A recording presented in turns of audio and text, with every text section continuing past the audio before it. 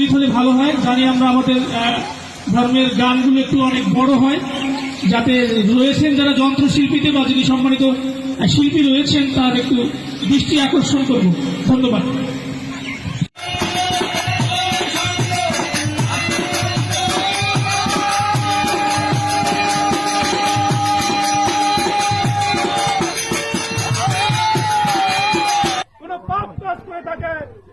সেটি আপনারা ভগবানের হস্তে গোবিন্দের কাছে প্রার্থনা করবেন, উনি যেন মার্জনা করে ওনার পদতলে যেন উনি স্থান দেয়।